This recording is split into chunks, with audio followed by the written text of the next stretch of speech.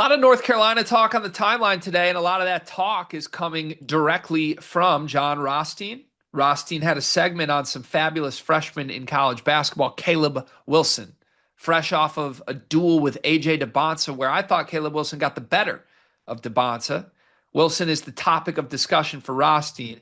He was talking to what he calls some well-embedded moles in Chapel Hill, and there is a pretty big-time comparison being thrown around for how North Carolina people feel about Caleb Wilson. I'm going to play a clip of John Rothstein discussing what he has heard behind the scenes about Caleb Wilson now. And that's Caleb Wilson at North Carolina. Now, when I was at North Carolina earlier this month, I was talking to a well-embedded mole in the Tar Heels athletic department. And I asked him about Caleb Wilson. And he said, John, he really reminds me of Marvin Williams. And I said, wow. And he said, I'm not saying Caleb Wilson is going to be the number 2 pick in the draft like Marvin Williams was in 2005. I'm not saying he's going to be a player who, like Marvin Williams did, helped North Carolina win the national championship in 2005. But when you look at the way he runs, you look at the way he is around the basket, you look at his mannerisms, he has that ability to come in and immediately produce at a high level. He had 22 and 10 against BYU. I'm going to stop there. Marvin Williams, comp for Caleb Wilson. Marvin Williams, a national champion, a sixth man extraordinaire, number 2 pick in the draft, 11 points a game, 6.5 rebounds a game, 51% from the floor, 43% from three. Spectacular freshman season. Pretty rare for a sixth man to become the 2nd pick in the draft. That's what Marvin Williams did with a ring on his finger at that. Do you like this comparison for Caleb Wilson? You know what? I really don't hate it. I think there are some similarities in the game. Like, look, one of the most impressive things for me, and I'm pretty sure you saw it too, is when they broke down that BYU film and the versatility that Caleb Wilson has defensively. It's very, very impressive. The athleticism is there, the length is there. Also offensively, I'm a believer as well. You know, if anything, not to disrespect Marvin Williams, he might not be as good of a defender as Marvin Williams, but he's on that level. He's probably a better offensive player than Marvin Williams. Not to disrespect him in that sense. That was also a really good North Carolina team he was on, that Marvin Williams national championship team. So I don't hate this. I think this is a very, I'm not sure which mole he spoke with, but I think credit to that mole, the well embedded one that is. Very well embedded one. So I was ready when I heard this to like kind of laugh it off and be like, okay, I don't know why. At first glance, I just was kind of laughing at this. Then I started thinking more about it. Then I actually pulled up and watched some Marvin Williams, North Carolina highlights. On the court, I think I love this. I think the situations could not be more different. You're not playing for Roy Williams. You're not playing next to Raymond Felton, Rashad McCants, Sean May. You are not going to be the national champion this year, barring a big-time surprise. But I'm trying to imagine what it would have looked like if Caleb Wilson was portaled 20 years back in time and put on that team. He's probably the 6th man, and he's probably averaging 11 and 6. And I'm trying to imagine what would happen if you put Marvin Williams on this year's team. He's probably the best player on North Carolina. He's probably out here trying to save Hubert Davis's job. And respectfully to Marvin, he would not have been the number 2 pick in this draft. Yeah. Just wouldn't have been. So, game-wise, I think they're very similar.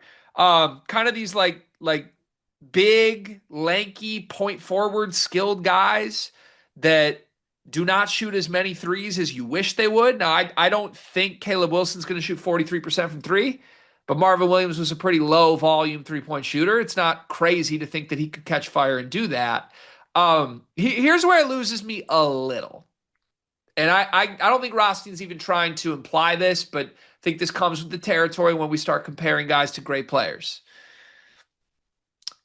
If Caleb Wilson was ever asked to come off the bench, it would go the way it did with Ian Jackson. Am I wrong on that? How do we know that, though? Marvin Williams is one of the more unselfish people I think we've ever seen come through college basketball. That began at Carolina, and it continued through a very long, successful NBA career. Hmm. Is that your interpretation of how Caleb Wilson is wired? Caleb Wilson, who, mind you, we'll do a video on it tomorrow, is currently publicly complaining that he was ranked too low on the field of 68's all freshman list. It's a different day and age, Gregory. It's tough to compare the eras, I would say. The story of how Caleb Wilson got to North Carolina and his recruitment and the way he's wired, does that all track with Marvin Williams? Flip side correlation. Give me the flip side correlation. Marvin Williams in today's day and age probably acts a lot like Caleb Wilson. I strongly disagree. I think you can still find guys that are consummate winner guys. And look, I'm not saying Caleb Wilson won't win, but I am saying from everything I have seen since we've covered him a year and a half ago on, Caleb Wilson is very aware of his individual pursuits at all times. His numbers, his success. And there's nothing wrong with that. You're right. It's a different time. There's more guys wired like that now. But that's not Marvin. Part of the reason they won a championship was Marvin was like amazing and so bought into the role of being a sixth man on that team. Right. No, that makes sense. Also, I want to make sure I got this right on Mr. Williams here. Was he like a highly recruited guy? Believe so. Recruiting coverage back then was just so different than it is Yeah, now. I was about to say, I don't even. I was trying to think like, was he just like? Maybe I can find out on his Wikipedia page, but like, yeah, I mean, I think it's fair to say there's maybe some little bit of differences in that regard. Also, I think that Caleb Wilson's better than Marvin Williams. Oh, I think that talent wise, yeah. Yeah, so that probably factors into it just a wee bit. Yeah. And also, I know we had this conversation at various points in the offseason. This is also like kind of a broad step back, crazy reminder. It's been a while since North Carolina's had a player like this. Like, I think what was the talk in the offseason? He's our most talented guy since like Harrison Barnes, right? Like, it's been a while. There are levels to true supreme NBA talents. This is not Drake Powell. This is not Ian Jackson. This is not RJ Davis. God bless him. This is like a real dude. And you got to go pretty far back to think of the last real dude at Carolina on the wing like this. Also, Marvin Williams was a first team All-American and a McDonald's All-American. He was a first team All-American? Yeah. Off the bench in 22 minutes a game? Oh, high school. High school. First team All-American, McDonald's All-American. So yeah, he was highly recruited. Yeah, similar. But yeah, it's so different. He was the second pick in that draft. What would Marvin Williams' career have looked like if he played for Hubert Davis? Oh, like Tyler Nickel. he ends up at NC State bitching that he didn't get used right. Yeah, probably.